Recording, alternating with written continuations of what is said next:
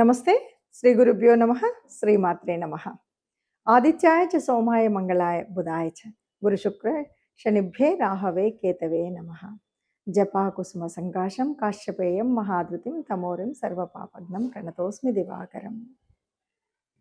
2026 March 2వ పక్షం ఫలితాలు ఎలా ఉన్నాయో తెలుసుకుందాం.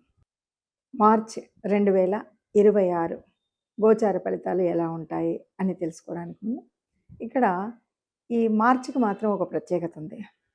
ఎందుకంటే సగం మాసం వరకు సనాతన ధర్మంలో మనం చెప్పుకున్నటువంటి మన పండగ, మన తొలి సంవత్సరాది ఏదైతే ఉందో, తొలి ఉగాది ఏదైతే ఉందో అక్కడి నుండి చెప్పుకోవాల్సినటువంటి పంచాంగం, అక్కడి నుండి వినవలసినటువంటి ఫలితాలు ఏవైతే ఉన్నాయో అది ఈ మార్చి మాసానికి వచ్చేసరికి ఒక 15 రోజుల వరకు దాదాపుగా 15, 16, 19వ తారీఖు ఉగాది వస్తుంది కాబట్టి అక్కడి వరకు విశ్వావసు నామ సంవత్సర ఫలితాల్లో ఉండి ఆ తర్వాత మనకి పరాభవ నామ సంవత్సరం మొదలవుతుంది. ఇది కాస్త 2 అంటే కొత్త పాత 2 సంవత్సరాలను కలుపుతూ ఉన్నటువంటి మాసంగా మనం మార్చి మాసాన్ని చెప్పుకోవచ్చు.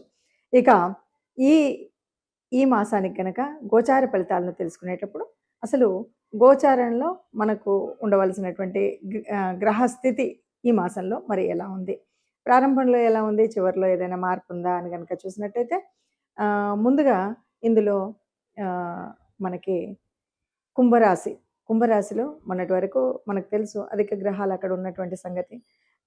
15 వరకు రవి అందులోనే ఉంటాడు, రాహు అక్కడే ఉన్నాడు, కుజుడు కూడా అక్కడ ఉన్నాడు. ఇక మీనరాశిలోకి వస్తే మరి మీనరాశిలో మనకి శుక్రుడు, శని ఇద్దరు అక్కడ ఉంటారు. మనకి గ్రహాల తేడా కూడా మనకు కనిపిస్తుంది. శుక్రగ్రహానికి వచ్చేసరికి ఆయనకు ఉచ్చస్థానమైనటువంటి స్థానంలో శుక్రుడు ఉన్నాడు. ఇక గురువు మిథునంలో ఉంటాడు. ఇది మనకు కనపడుతుంటే ఇక మరొక గ్రహం కేతు సింహరాశిలో ఉంటాడు.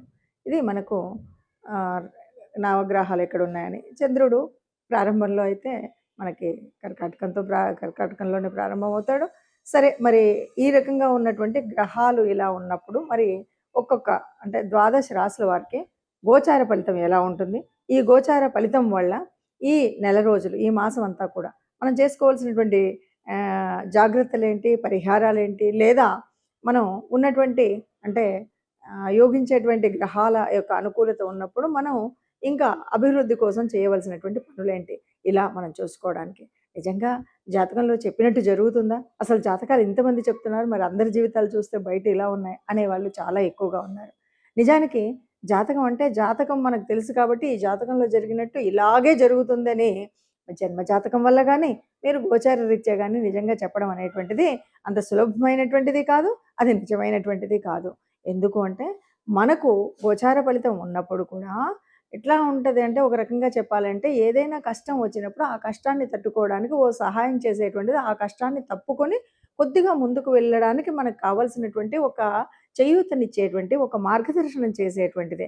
అలాగా జాతకం కూడా అంతే. మనం ముందు తెలుసుకోవడం ఎందుకు అంటే ఈ కష్టం రాబోతుంది కాబట్టి ఇలా ఉండకండి. ఆ కష్టం ఎందుకు వస్తుంది? నీ దురుస్తనం వల్ల రావచ్చు, లేదు కుజుడు ఉన్నాడు కాబట్టి నీ తొందరపాటుతనంలో రావచ్చు. ఇలాంటి విషయాలు చెప్తూ ఉంటాం కాబట్టి ఆ తొందరపాటును తగ్గించుకోవడం, ఇతరులతో మాట్లాడేటప్పుడు మంచిగా మాట్లాడడం, ఈ విషయాల వల్ల ఉంటుంది. కాబట్టి జాతకం అనేది ప్రతి మాసం తెలుసుకోవాల్సిందే. గోచార రీత్యా ఎలాంటి మార్పులు ఉన్నాయి, మనం ఏం మార్పులు తర్వాత ఏ రకంగా ఏ దేవతానుగ్రహం కావాలి మనకు, ఏ గ్రహానుగ్రహం కావాలి అన్నది తెలుసుకుంటూ ముందుకు వెళ్ళవలసిందే.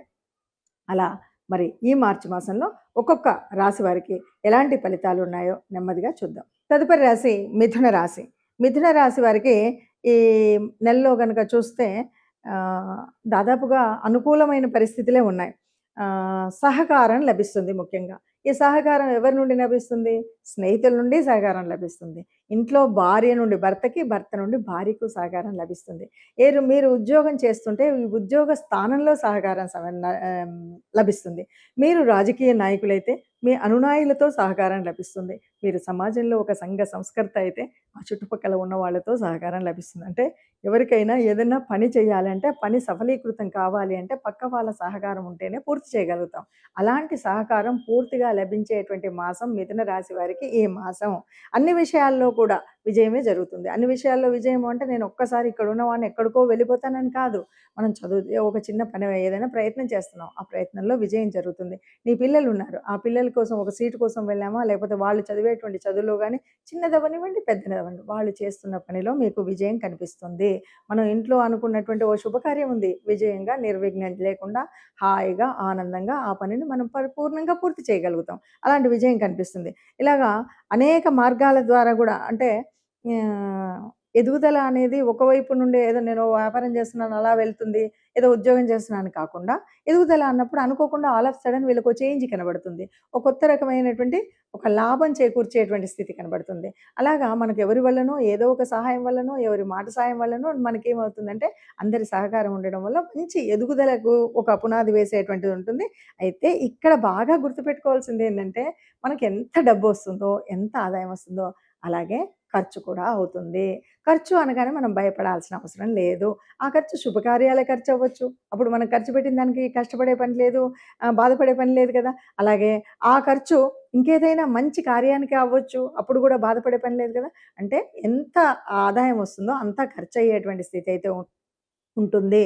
కానీ ఆ ఖర్చు మనకు పనికిరాని వాటికయినప్పుడు మనకు బాధ కలుగుతుంది. ఏది అనారోగ్యం వల్ల హాస్పిటల్ కానీ అలా కాకుండా ఒక మంచి కార్యం కోసం అయ్యేటువంటి ఖర్చు కింద లెక్క కట్టకూడదు కాబట్టి ఆదాయం ఎంతుందో ఖర్చు కూడా అలాగే వస్తుంది.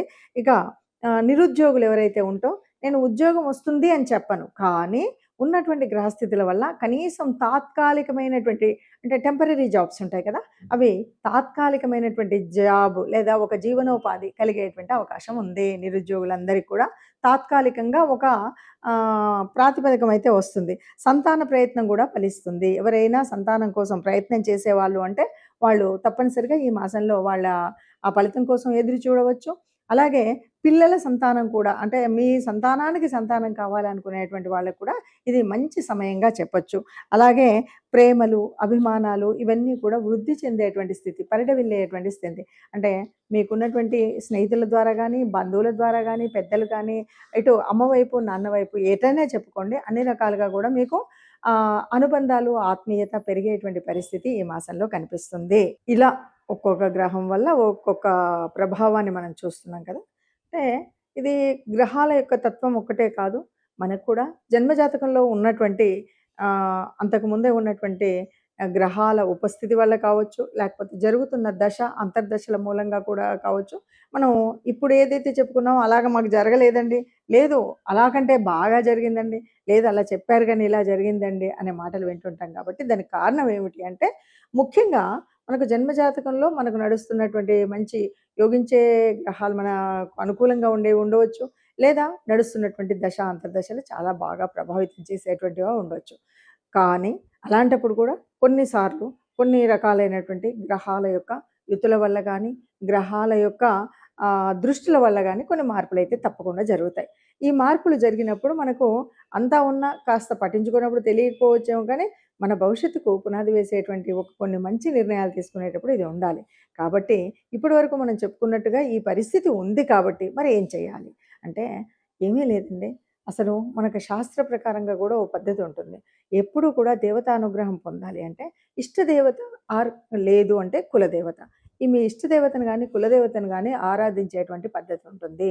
ఆరాధించే పద్ధతి అంటే ప్రతినిత్యం మనం ప్రతినిత్యం కొంతమందైతే ప్రతి క్షణం కూడా నామస్మరణ చేయడం అనేటువంటిది ఉంటుంది. అది చాలా శుభం. ఎలాంటి అవాంతరాలున్నా, ఎలాంటి కష్టాలున్నా అవి చక్కగా విడిపోతూనే ఉంటాయి. అలా కాకుండా కొన్నిసార్లు సరే మన పనులు ఒత్తిళ్ళ వల్ల గాని, సమయానుకూలంగా మనం చేయం. ఏదో పొద్దుపం పెడతాం, వెళ్ళిపోతాం అన్నప్పుడు కులదేవతను, ఇష్టదేవతను ఆరాధించేటువంటి విషయంలో చాలా వరకు పెద్దలు చెప్పినటువంటి మాట అందరికీ సమ్మతమైనటువంటి మాట ఏంటంటే, మనం ఇష్టదేవత ఆరాధన గాని, కులదేవత ఆరాధన గాని మనకు సనాతన ధర్మంలో చెప్పినట్టుగా ఒక 3 నెలలకొకసారి మనం ఆరాధన చేయడం. అంటే ఆరాధన చేయడం అంటే ఇంట్లో ప్రత్యేక పూజ చేయడం.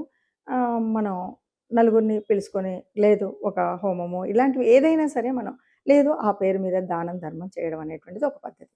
ఇది గనక చేసినట్టయితే ఎంత క్లిష్టతరమైనటువంటి, కష్టతరమైనటువంటి గ్రహ సంచారం ఉన్నప్పటికి కూడా ఏ కష్టం కలగకుండా ఉంటుంది. ఇక ఈ నెలకు కనుక మనం ఆలోచించినట్టయితే, ఈ నెలలో ప్రత్యేకించి మనము ఆహ్, పూజించవలసినటువంటిది, ఆరాధించవలసింది ఎవరిది అంటే, ఇది వసంత ఋతువు వస్తుంది. చైత్ర మాసంలో వచ్చేటువంటి రాబోయేటువంటి చైత్ర నవరాత్రులు వస్తున్నాయి గనక ఆ విష్ణుమూర్తి ఆరాధన లేకపోతే ప్రత్యేకించి రామనామము, రామనామ జపం ఉట్టి శ్రీరామ రామ రామేతి అని అనుకుంటే చాలు. ఏ కష్టం ఉన్నా, ఎక్కడికి వెళ్ళాలన్నా మనం ముఖ్యంగా ముఖ్యమైన పనులు ఏవైనా చేయాలి అనుకుని వాటిని ప్రారంభించాలి. నాకు బాలేదు అనుకున్న వారు ఎవరైనా సరే మీరు ఆపదామపహర్తారం దాతారాం సర్వసంపదాం లోకాభిరామం శ్రీరామం భూయో భూయో నమామ్యహం అని దండం పెట్టుకొని ప్రారంభం చేయండి. ఎలాంటి విఘ్నాలు లేకుండా ఉంటాయి. అందరూ ఆనందంగా ఈ నెలను కూడా మనం గడపొచ్చు అని చెప్పొచ్చండి. నమస్తే.